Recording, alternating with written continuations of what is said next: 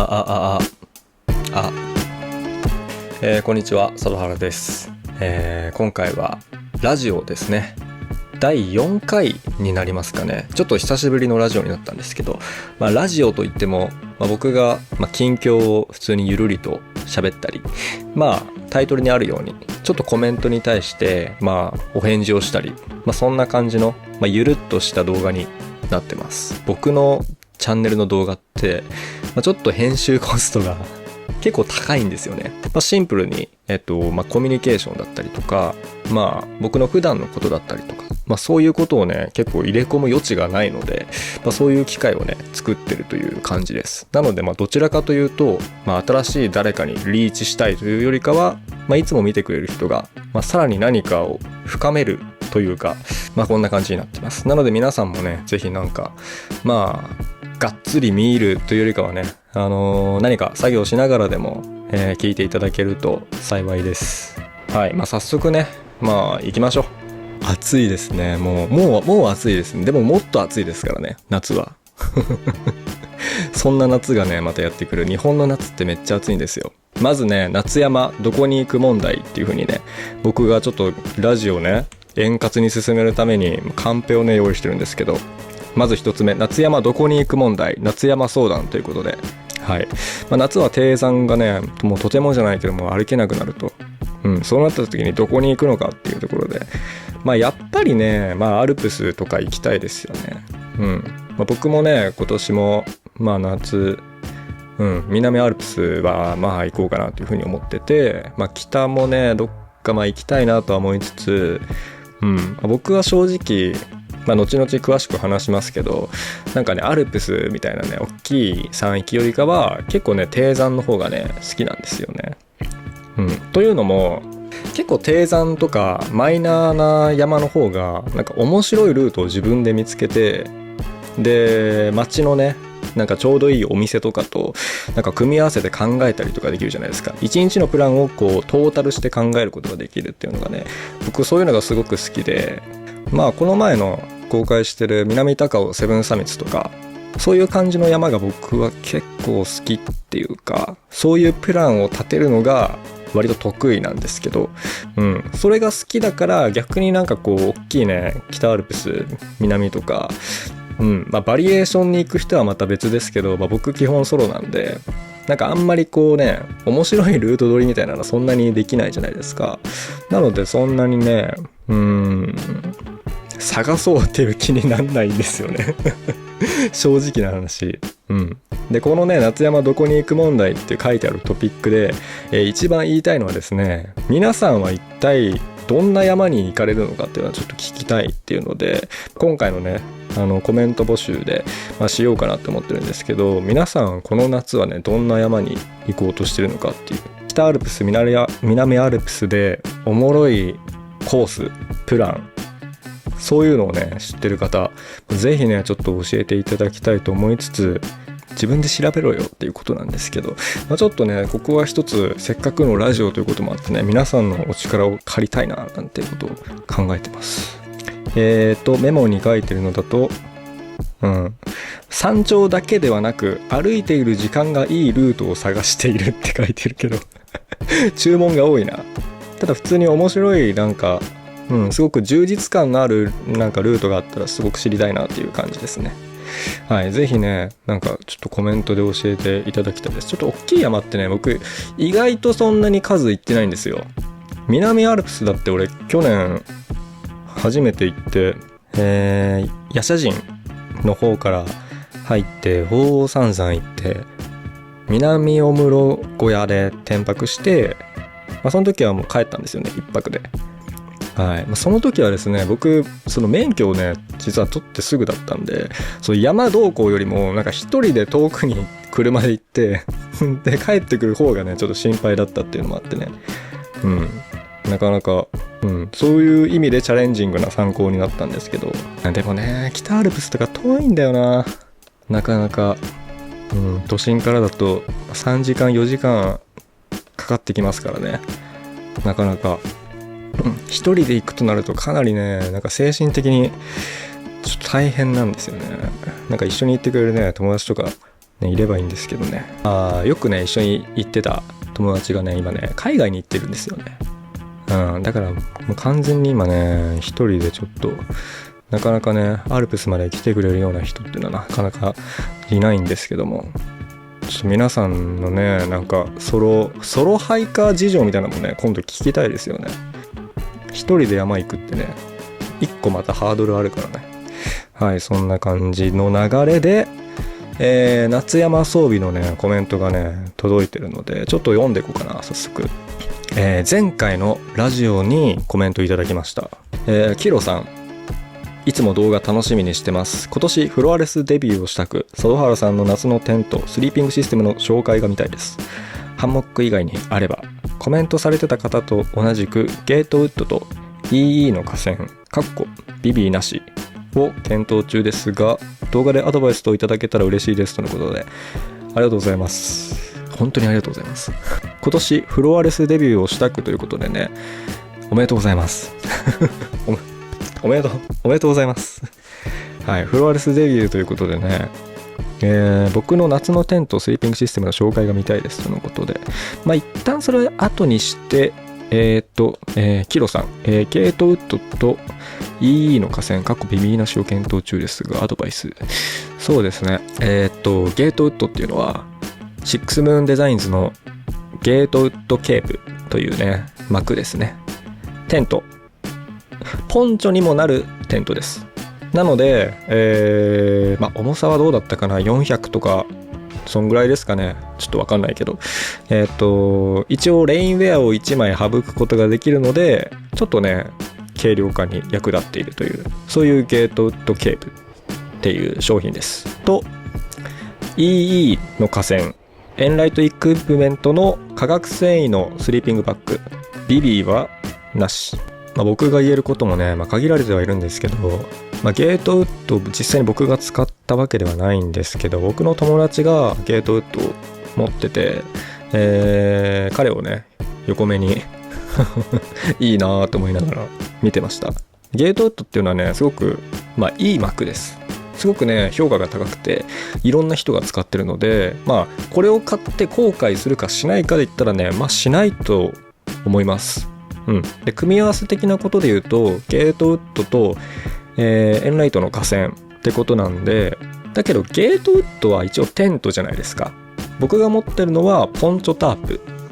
なんですけど、これはポンチョテントなんでプロテクションが高いんですね。まずねゲートウッドはプロテクションが若干タープよりは高い、汎用的に使えると、普通にテントとして、それに合わせる EE の架線エンライトの架線、僕架線はね使ったことないんですけど、化学繊維の特徴としては、濡れたとしても保温性を担保できるっていう、そういう特徴があります。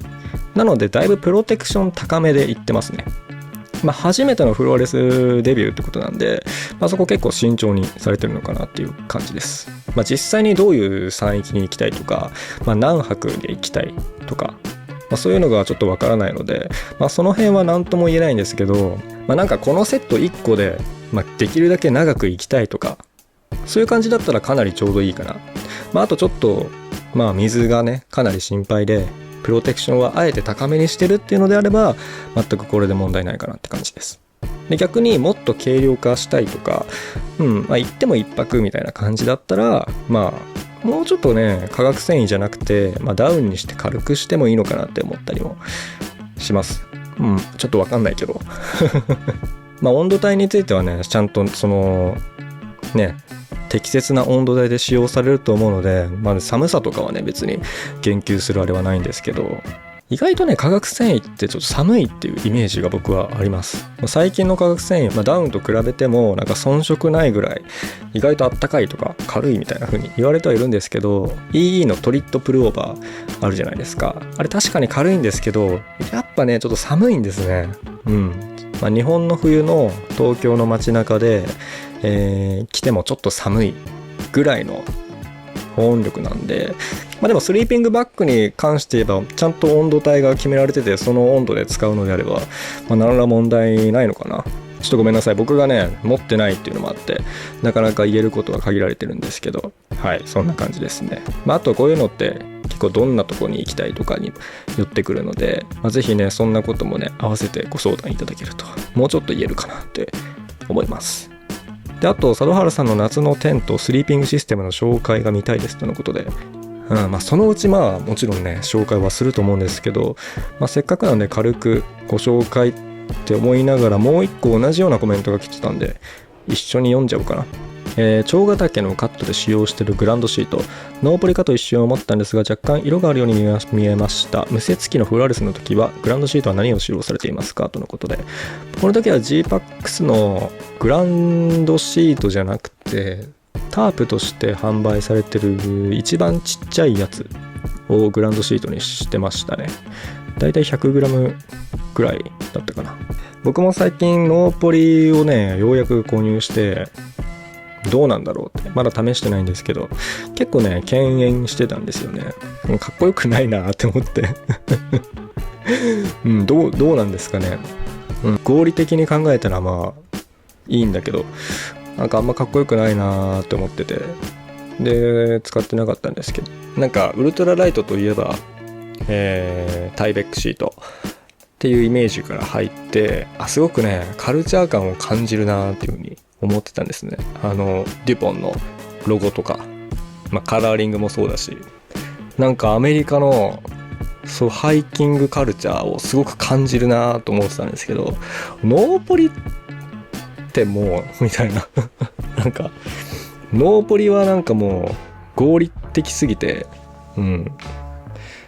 なんかあんまかっこよくないなって勝手に思ってたんで敬遠してたんですけど、使わずにね、そんなこと言うのもあれだなってことで、最近ようやく購入しました。こちらがノーポリですね。知らない人のために、説明しますと、こういうね、農業で使われるシートですね。これがグランドシートにめっちゃいいぞってことでね、UL 界でもう大バズり大バズりというかね、もうみんな今結構使ってるってことで、はい、こんなものがあります。知ってる人も多いと思いますけど、これはちょっとね、概要欄に載せとくのでね、ぜひちょっとね、全然高くないんで結構安いんでね、見てみてください。今年の夏はノーポリを試そうかなと思ってます。はい。そして山とは関係ないのですが、サイドランディングと B ロールの使い方が海外のクリエイター感があってかっこよかったです。山系で山の映像クオリティではなく画角やライティングで勝負している人を見たことがないので感動しましたということで、ありがとうございます。嬉しいです。めちゃくちゃ。結構ね、最近は海外の、映像クリエイターの人とか、かなり参考にして作ってますね。理由は楽しいからってことなんですけどそういうのもあって、もう全然もう僕の最近出したクッカーセットのね動画を見ていただきたいんですけど、本当に編集に時間かかっての割に伸びないっていうのでね、本当に効率が悪いんですけど、そういう点にも着目してぜひ見ていただきたい。で、僕がやりたいからやってるだけなんでね、いいんですけど、大変だったなーと思いながらはい。ちなみに僕の、夏山で使用してるテントはハイパーライトのミッドワンタープ、正式名称はアルティメットワンかなを使ってました、今までは。最近実はね、新しいテントを購入して、まだね貼ってもないんですけど、ちょっとそれも動画にしようかなと思ってるんですけど、今まではねミッドワン使ってました。かやがないやつ、フライだけのミッドワンタープを使ってました。あれがね300、あれ何グラムだっけ、275とかだっけ。はい、だいたいそんぐらいです。硫黄岳の動画でもね使ってたんですけど、そんな感じですね。というわけで次の話題へ行きましょうか。で、先ほどは、夏山どこに行く問題みたいな話をして、で、実は私はもう IFAB のアイディアで、夏山はどこに行ったらいいか分かんないから、助けてくれみたいなね話をしたんですけど、一応行きたい山もありまして、夏ってわけじゃないんですけど、そうですね、はい、これですね。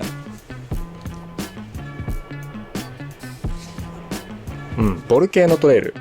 俺これ前話したっけ？ごめん、話してたらごめんなさい。ボルケーノトレイルですね。東あだたらボルケーノトレイル。ここにね、年内には行きたいなっていうふうに思ってて、ちょっとどの季節に行ったらいいかっていうのは、ちょっとそこまでちゃんと調べてないんですけど、やっぱ火山ってね、ちょっと一つのロマンというかなんかありますよね。めっちゃいいんですよ、景色が。映像的にもいいだろうしね、映像抜きにしてもすごくね気持ちがいいだろうから行きたいなというふうに思ってます。であとは、台湾に行きたいなというふうに思ってて、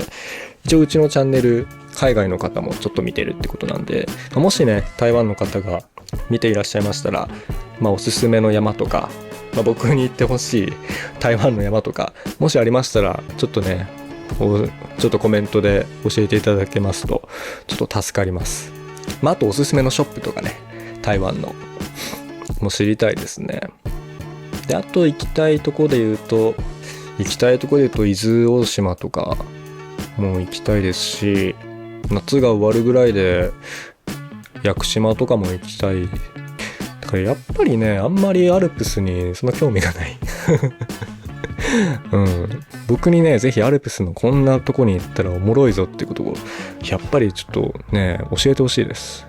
はい、そんな感じでね今考えてます。で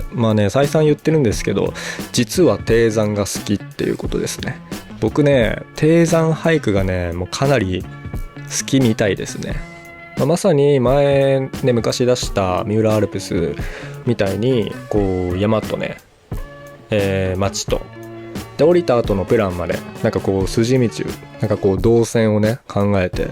で一日をデザインするみたいなのがもう本当に僕好きなんですよ。でこの間行った南高尾だとまずシューズをレンタルするイベントに行って、その後ファストパッキングで友達とね一緒に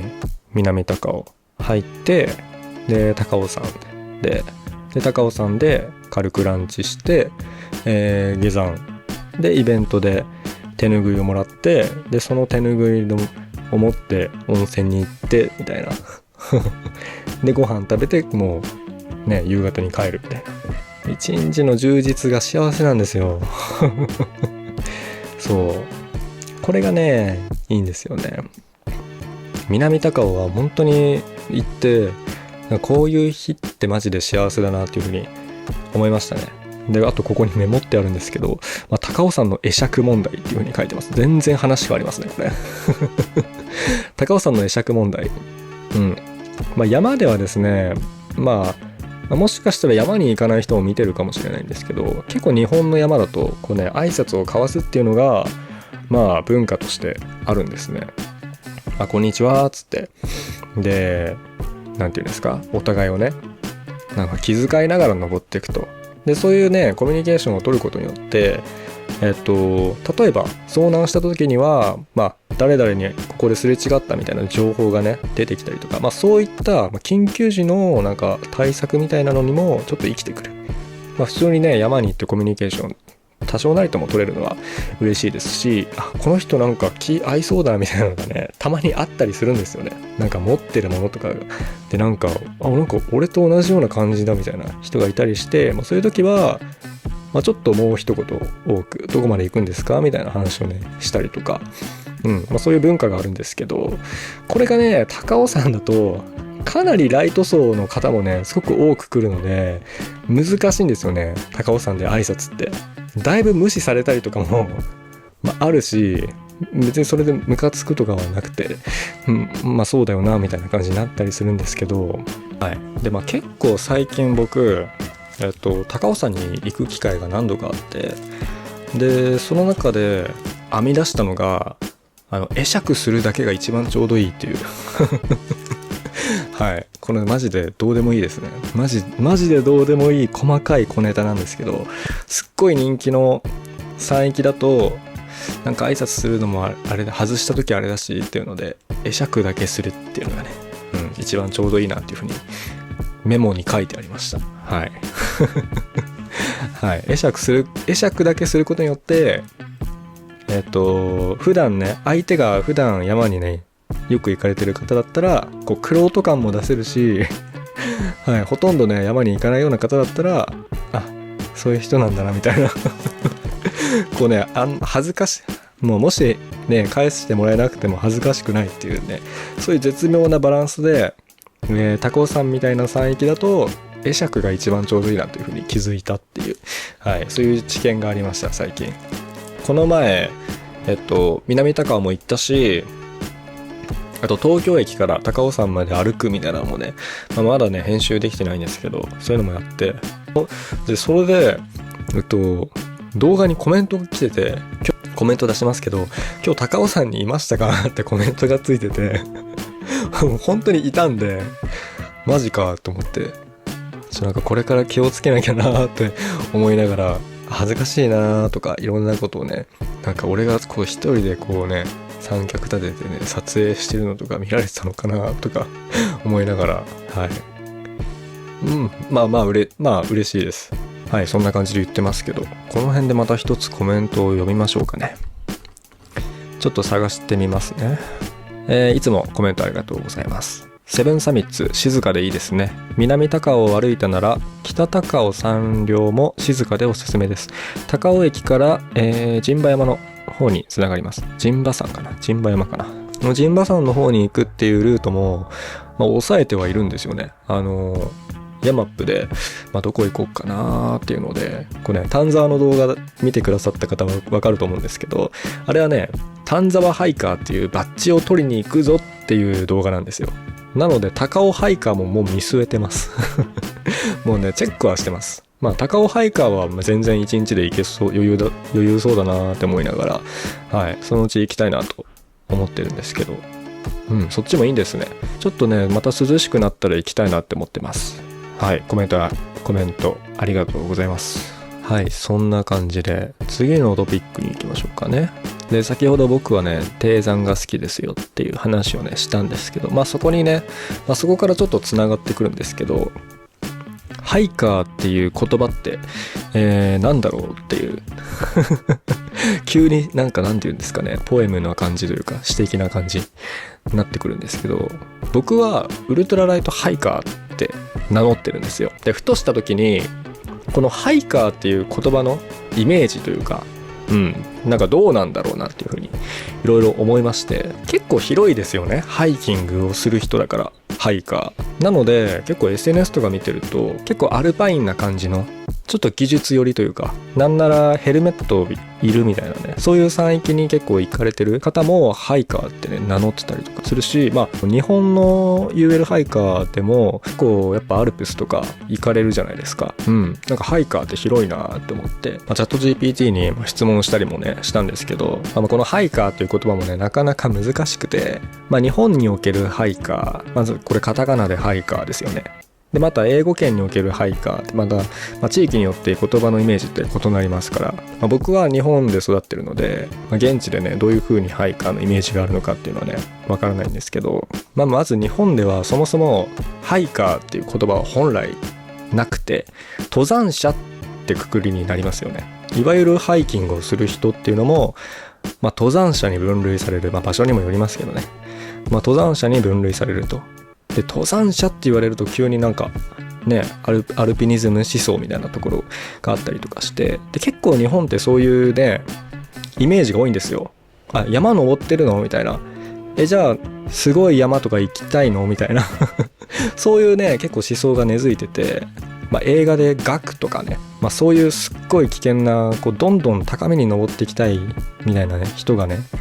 なんかいるっていうので、イメージで多分日本的にはそういう風に根付いてると思うんですけど、なのでなんか海外のねなんかハイキング、このウルトラライトのカルチャーっていうのがね、日本人にはほとんどねなんか通じないというか、そういうギャップがあるからなんかもやるのかな俺ってみたいなそういう風にね思ったりとかして、であと思うのが、僕はやっぱりねピークにそんなにこだわりがないなという風に、すごく感じていて、なんか山頂、まあ景色はね、好きは好きなんですけど、そんなにねめっちゃ山頂でもう写真撮りたいみたいな感じでもなくて、どっちかっていうとなんかこう道の方が好き。すごく綺麗でいいトレイル、いい道がなんかあるな、ここいいなっていう時が一番幸せで、どっちかっていうとピークっていうのはそんなに重要視してないんですね。だからこう自分もねなんか登山者であるみたいな意識が全くなくて、だからハイカーっていう言葉を使ってる。であとは普通に僕の山のスタイル的にはウルトラライトハイキングでやってて、こうアメリカのねこう UL のカルチャーを元にして僕はある種の憧れを持ってるので、ハイカーでありたいなっていう気持ちもありつつって感じですね。僕のスタンスはこういう感じなんですけど、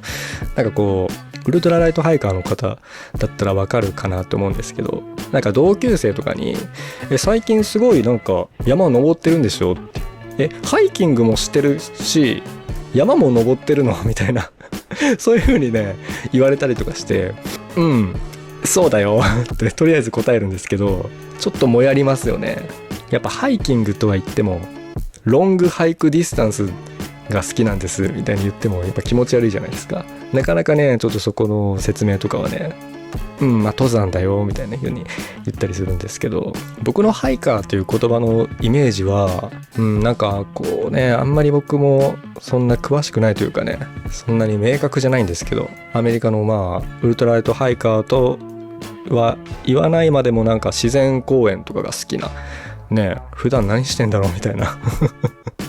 なんかそういうね自然が大好きで、そういう出かけるのが好きで、やっぱりピークというよりかはねこう歩くのが好きみたいなイメージですねがあるかなっていうので、もちろんこれ人によってねあるんでね、別に誰が正しいとかじゃないんですけど、なんかこうハイカーっていう言葉ってなんだろうっていうのを通して自分のスタンスが見えて、やっぱり登山者っていうよりかはなんかハイカーって名乗る方がなんか自分は近いような気がするなっていう風に落ち着いたっていう、これ答えのない話なんですけどなんかこういうねなんか日本における登山者っていう言葉とか、なんかハイキングのなんか認知とか、ハイキングってすごいね別に海外でもねすごく広い意味なんでね、軽くね行くのもハイキングだしね、ものすごいねなんかアメリカ縦断するのもねハイキングだし、もちろん広い意味ではあるんですけど、日本でハイカーって名乗るのってなんか伝わるのかなみんなにみたいなね思ったりもして、ちょっともやる部分もあったんでね一回考えてみたんですよね。ちょっとね誰かに共有したくてハイキングしてるんだって言われるとちょっともやりません？別に言われたことないけど、それハイキングじゃなくて登山じゃないって、結構みんな思ってるだろうなって思いながら、そういうことをね考えたりも広い意味だと思うんですけどね、ハイキングとかハイカーって別に何が正しいとかいうのはなくて、いろんな人を内包してるのがハイキングなのかなって思うんですけど、どうなんでしょうか。皆さんの意見もちょっと聞きたいですね。僕は全然なんかね深く考えてないというか、そんな感じのことを考えながら最近は過ごしてました。ここで最近の話もねしていきたいかなと。前回のラジオを終えて、5月すっごいねたくさんの山にハイキングに出かけました。まず丹沢、これ動画出してますね。丹沢も行ったし、あと東京から高尾山まで、約100キロぐらい歩くみたいなね、謎のなんかおもろいのかおもろくないのかわからんみたいなのね、そういう旅もやってきました。これはまだ出してないんですけど。であと南高尾についてもこれ5月に行ってます。なので結構涼しかったんですよね。なので、これから行かれる方はね、しっかりなんか水分とかねもっと余裕を持ってね行っていただければと思うんですけど、そんな感じで5月はかなりハードだったんで、今収録してるのが6月24日、6月ももう終わってしまうなってことなんですけど、一回も山に行ってないずっと編集してましたね今月は。編集とまた本業もしっかり向き合ってやってって感じで、なかなかね編集が追いつかずに、自分もね結構こだわってしまうので、楽しく過ごしてますよ。そんな中で、最近始めたことというとね、英語学習を始めましたね。海外トレイルで、短い会話とかを、コミュニケーションをね、海外のいろんなハイカーたちとね、取りたいなっていう気持ちもありますし、普段ね、この YouTube でもかなりね、翻訳とかを使って、多言語翻訳をしてるんですけど、そうやってね、英語とか多言語に触れる機会っていうのがあるのもあって、結構関心が高まってる。で、そういうのをね、ちゃんとやってると、海外の方もちゃんと見てくれてるっていうので、嬉しくて、英語学習をね、最近はしてます。してると言っても、僕、まず大前提なんですけど、本当に英語苦手で、5教科あったとしたら、英語以外の4教科は、4か5だったんですけど、英語は2か3だったっていう。本当に苦手なんですよ。なので、皆さんにね、お見せできるようなものは何もないんですけど、本当に、頑張っているぞってことだけね、ちょっとお伝えしたくて。はい。というわけで、ここでね、1個紹介すると、これね、動画内でも結構素材で使ってるかなって。はい。国語のね、測量野鳥っていうノートなんですよ。これ僕すごく好きで、ぜひ皆さんにもおすすめしたい。これ英語学習にも使ってるし、動画の案を考える時とかも結構使ってて、これがね、ハードカバーで外でもね、書けるし、ポケットにも入っちゃうし、開いてもね、このサイズで書きやすいんですよね。はい。いろいろね、やってはいるんですけど、このノートがね、おすすめです。これね、結構安くて、200円もしないぐらい一冊。なのでね、これもちょっと概要欄に置いときます。測量野鳥っていう。そもそもが外で使うことをね、前提に、野鳥なんで、外で使うことを前提にしてるんで、立ちながらでも書き込みがしやすいみたいな感じですね。これマジでおすすめ。これは今日のギアのコーナーですね。手元にあるね、僕がリアルに使ってるものを紹介するというね。これとかもいいかな。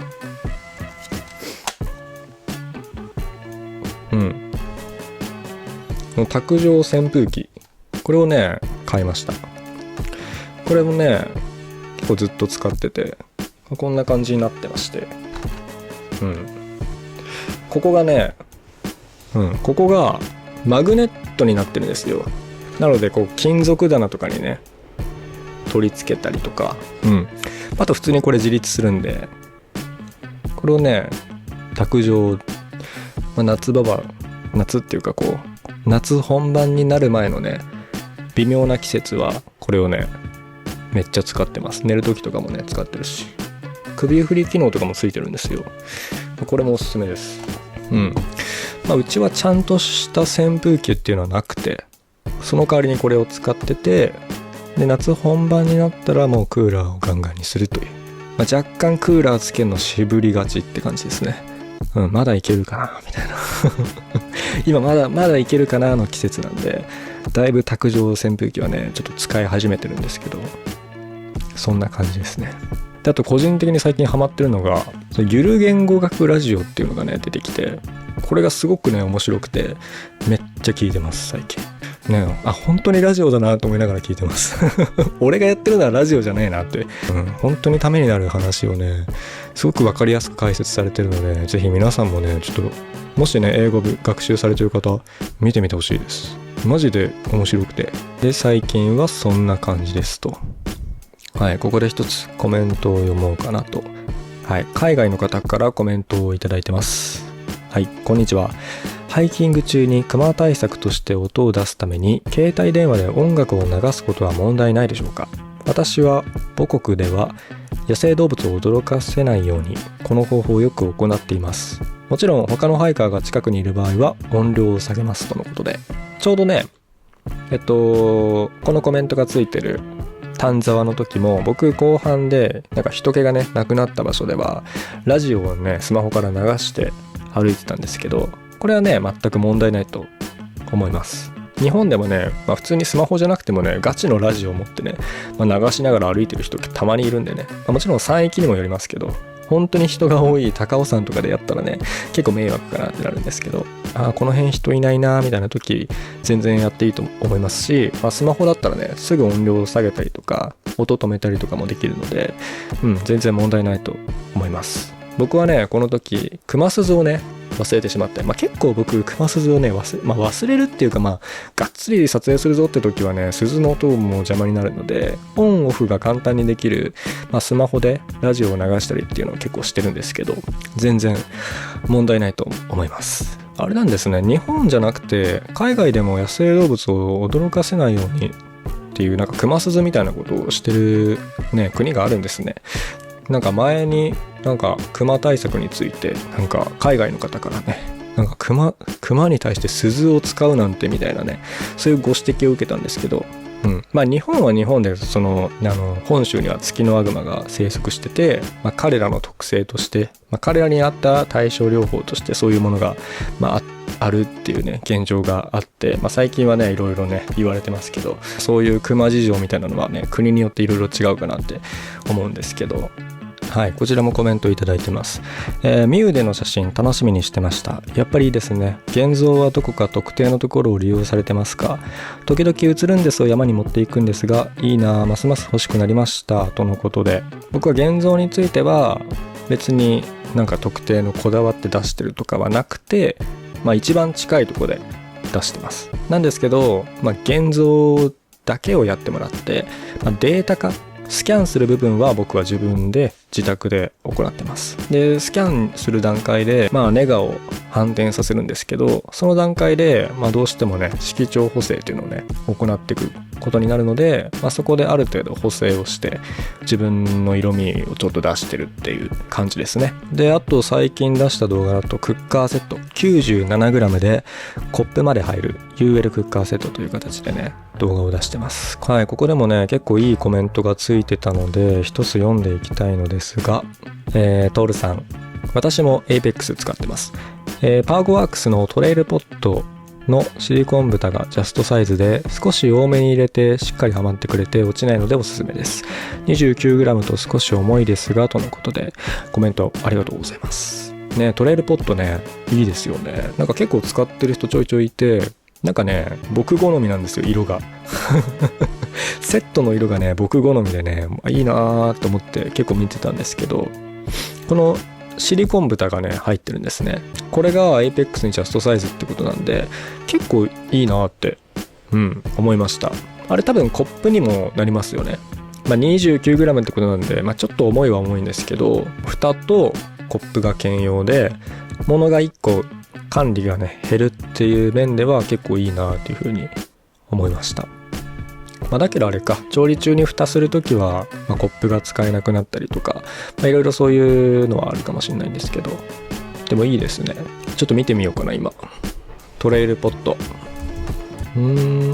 あれですね、バーゴのやつみたいな、そういう雰囲気もありつつって感じですね。これ水の持ち運びはさすがにできないか。スクリューのパッキンとかじゃないもんね。でもね、水の運びはできないけどコンテナみたいな感じで使えるっていうイメージですかね。面白いです。ちょっとこれも概要欄に載せとこうかな。僕が言ってたのこれだ。トレイルカップ300。これかわいいよね。これは蓋ついてないの？蓋別売りなんですかね。ちょっと脱線しちゃいましたね。そんな感じでコメントありがとうございます。海外の方からコメントいただいてます。ちょっと読みますね。翻訳して読みます。この動画すごく面白かったです。お湯を沸かす道具についてこんなに考えているのは私だけじゃないと知って安心しました。私の道具は軽いですがそこまでではありません。150g ぐらい。私は手と小刃のデザインを参考に作ったストーブを使っていますとのことで、ありがとうございます。こんなに考えてるのは私だけじゃないと知って安心しましたということで、結構ね日本人多いんじゃないですかね。こういう軽さにね呪われた日本人は結構多いかなと。軽ければいいってわけじゃないんですよね。手と小刃のデザインを参考に作ったストーブを使ってますとのことで、妙具されてるんですかね、アルストをちょっと見てみようかな。手と小刃っていうのをね、ただ小さいだけのアルコールストーブ 8g32mm。 へー面白いいな、作ってみようかな。燃焼効率とかもねそういうのもあるんでなかなか面白い。俺もやってみようかな。有益な情報ありがとうございます。であと一番最近出した動画というと南高尾セブンサミッツ、この時の裏話的なことで言うとなんかあるかな。裏話というか結構最近こういうね反トレランスタイルみたいな感じでね行くっていう動画、タンザーもそうだし、結構こういう走る動画だと、だいぶペース速いんで、なんかね普通のハイキングスタイルで同じようなコースを行くとね結構ゆっくり歩いてると、夜になっちゃったりとか、そういうね可能性もあるんで、なんかご自身でねちゃんと自分のペースで、例えばヤマップとかで計画を立てて、自分のいつものペースだったらこの何時にはこれぐらいにいるなみたいなのをね把握して計画を立ててもらうのがねいいかなと思います。はい、最近出した動画はこんな感じなんですけど、これからねちょっと作りたいと思ってる動画がねいくつかありまして、まずね再三ちょっと言ってますけど、東京駅から高尾山まで歩いた動画っていうのをそろそろ出していきたいなっていうふうに思ってるのと、これ結構いいかなって思うのが、もう6月も終わるってことなんで上半期のベストバイっていうのをね出そうかなって、僕が買ったもの、あと生活の枠でも買ったもの、上半期のベストバイをね出そうかなって思ってます。であとは新しい UL テントをね、レビューして出したいっていうのと、結構待たせちゃってるんですけどグラスホッパーのレビュー。はい。でね、この東京駅から高尾山まで歩いた動画がこれ3日間歩いてて、1本にはなんないと思うんですけど、2本か3本にねしようかなって思ってるんですけど、京都一周トレイルの時になんかせっかくね2日歩いたのに30分はもったいないなみたいな、なんか3時間ぐらい欲しいみたいなことを言ってる。3時間はちょっとね長すぎるかなと思うんですけど、3日間で3本出してもなんかちゃんとねいい動画になるかなっていうか、みんながどう思うかなっていうので、ちょっとここはね考えてるところですね。結構こう続きものって回を追うごとになんかだれてくるっていうか、見る人減ってくみたいなイメージがあるんで、とはいえねなんか見たいっていう人がいるのかな、どうなんだろうっていうので、この辺でもしかしたらタイトルにもしてると思うんですけどね、一気にね質問を返しちゃおうかなって。普段使ってるなんかウェアとか、この動画で着てるこのシーンで着てるこれってどこのですかとか結構聞かれることが多いので、ちょっとね一回答えちゃおうかなって思ってます。一挙大公開じゃないですけど、その時にねコメント返してもいいんですけど、やっぱり動画の YouTube を続けていく上での一番のね源、価値の源っていうのがやっぱり情報だなって僕は思ってて、大事にしたいので、このラジオで回答するということによってしっかり動画にするというのと、ラジオに価値を持たせるというかね、僕みたいな素人がねただ喋っててもね、何の価値も生まれないので、しっかりここで、動画にしていきたいと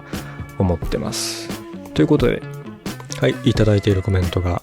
いつも楽しく拝見しています。動画で着てらっしゃるベージュのフリースはどこのものでしょうかとのことで、細長くコンパクトな服の畳み方っていうね動画を実は出してるんですよ。これ見てない方ねぜひ見ていただいて、ちょっとハイキングにねなんか使ってほしいんですけど、この動画で僕が着てるこのフリースですね。このフリースが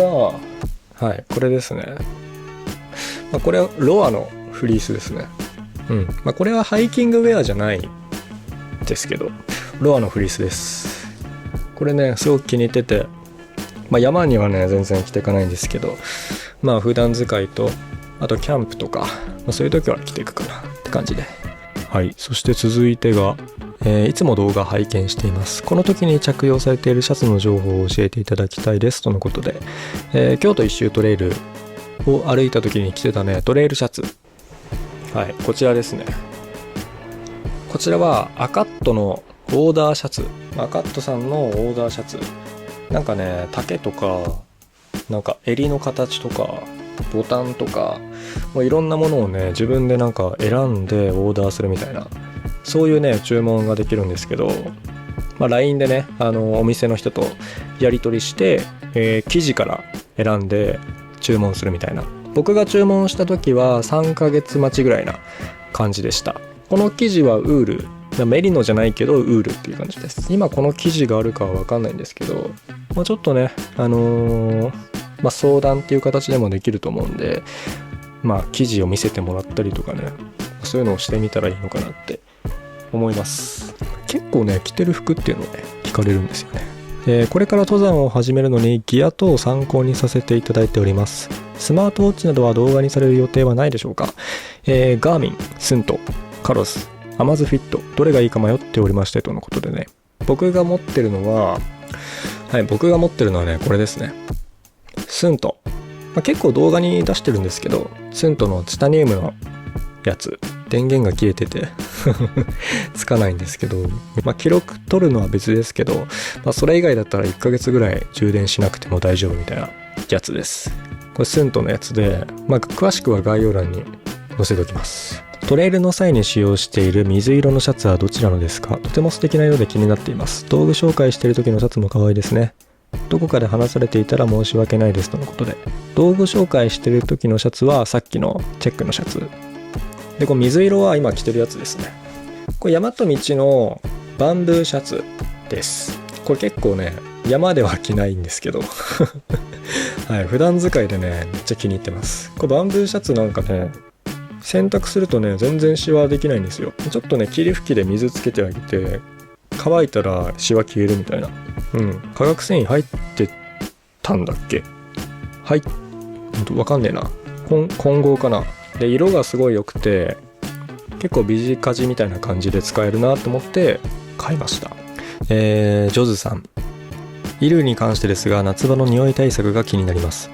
冬はメリノール系の衣類を着用していますが、暑くなってきたらどうしてますか？とのことで、僕はですね、夏場でもメリノールを着てます。ウールってね、結構あったかいっていうイメージがすごい強いと思うんですけど、ウールは、やっぱり動物の繊維を使ってるので、夏場はね、ちょっと涼しく、冬はあったかくっていうのでね、調整してくれるんですね。意外と暑くないっていう。ただ弱点があって、濡れた時に乾きにくいっていう弱点があります。なので夏場はすごくね、いっぱい汗をかくので、そういったなんか汗冷えみたいなリスクがあって、どう乾かすかみたいなところがね、かなり鍵になってくるんですけど、夏場ではメッシュ形状になってるメリノウールを着たりしてます。立体的なメッシュみたいな感じになってる風がよく通るねベースレイヤーを着て、普通のメリノウールよりは乾きやすいみたいな、そういうのをね着てます。あとは化学繊維と混紡のメリノウールとかもあったりするんですけど、僕はそんなにそれは好きじゃないっていうか、やっぱり消臭性とか匂いとかが結局ねちょっと出てきちゃうっていうので、どの段階から相手が気になるかって分かんないじゃないですか。だからね、結構元も子もないのかなっていうふうに思ったりとかして、僕は山に行くときはメリの 100% が好きですね。結構私生活だったりとかだと、今もね黒着てますけど、これはメリノと化学繊維の混紡だったりするんですけど、山だと 100% で行ったりしてます。前回のラジオでは、こんな動画があったら見てみたいだとか、ギア相談とかあったらお願いしますみたいな感じで、呼びかけさせていただいたんですけど、声と話し方がとても心地よくてラジオいいですね。ギアトークも楽しみですし、登山動画の裏話もちょこちょこ聞けると楽しそうですとのことで、登山動画の裏話については結構毎回ねやるように心がけてます。ギアトークについては、今回はできましたけど、なんか意識してやっていこうかなって、やっぱりみんなそういうとこがやっぱり気になるというかね、共有したい部分だと思うんで、そうギアトークを中心に一個ねコーナー化みたいな感じでしてった方がいいかなって思ってます。ありがとうございます。いつもの動画が雑誌の写真面だとすると、ラジオは気軽に書いたコラムって感じですかね。声が心地よいのでとても聞きやすく楽しませてもらう。これはねちょっとね自分ではちょっと何とも言えない部分なんですけど、シャリバテとかの用語の解説とかを入れるとかいかがでしょうかとのことで、そうですね、用語解説もなんか用語解説っていうよりかは、なんかあんまりハイキングをまだしたことがない人に向けたなんか入門編の動画みたいなのも作るっていうのはありかもしれないですね。でおのずとやっぱり解説が必要になってくると思うんですけど、ありがとうございます。動画の色味、私は今の感じがすごく好みなのでこのままでお願いしますということで、デザイナーさんの目線で物の選び方だったり、こんな道具作ってみたいとかあったらいいのにとか、そんな話も聞いてみたいですとのことで、僕は全然 UL ギアを作って、なんか本格的に販売してこうみたいなね、そういう気持ちはねないんですけど、一応服飾は出てるので、なんかウェア系だったら言えることは結構あるかなっていうので思うんで、そういうのも入れて出してもいいけど、なんか専門職でちゃんとねついて経験積んでるわけじゃないからな仕様を見てなんか推測するみたいなね、意図を推測するみたいなのは結構好きなんで、やっていきたいなっていうふうに思ってます。ありがとうございます。UL テントのスペック見ながら語ってほしいとのことで、これもねそうさっきも言いましたけど新しく買ったんでね、その辺しっかりねレビューしていきたいなって思ってます。はい、そしてこれで最後ですかね。京都に一人旅行に行った際、気分で美容室に入り、美容師さんとたくさんおしゃべりしましたと。地域の歴史をいろいろ聞けましたということで、昨年京都一周トレイルをした際に美容師さんから教えてもらった内容を思い出しながら歩けました。お話を聞いていてその感覚が蘇りましたとのことで、これは僕が京都一周トレイルに行った時になんか感じたことがありまして、なんかそういうね、普段住んでるところじゃなくて結構遠くに出かけると、なんていうんですかね、なんか旅行者気分というかね、普段はやらないようなね、ちょっとねアクティブな感じ、なんか挨拶をすごいしたり、お店の人にすごい話を聞いたりとか、普段はやらないようなことができるのがなんか旅ではできるっていうのがね、いいよねという気づきがあったのと同時に、いいはいいんだけど、旅先でそれができるんだったらお前最初からできるんじゃねみたいなそういう逆の気づきもあって、でそれで東京でも旅はできるんじゃないのかなっていう、そういう考えがあったんですけど、そういった話について、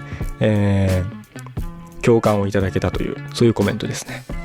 はい、ありがとうございます。いろいろね、コメントをいただいてますけど、はい、本当にねいろんなコメントをいただきまして、こういったコメントがないとね成り立っていかないので、すごくね助かっております。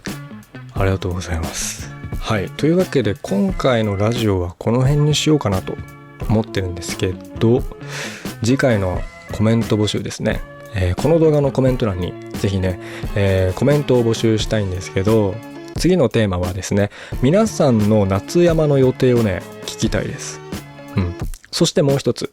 皆さんの上半期のベストバイ、これも聞いてみたいんですね。この2つ、皆さんの夏山の予定、どんなところを歩こうと思ってるのか、もしね決まってる山とか、こんなとこ行きたいなっていうルートがあったら教えてください。合わせてねおすすめのアルプスとかも教えていただければと思うんですけど、そして上半期も終わるぞということでね、皆さんの上半期ベストバイなんかもね、聞いてみたい。そして、それをまた皆さんに紹介してっていうのをねやりたいと思ってます。山道具でも日常で使ってるものでも、なんかウルトラライト的なね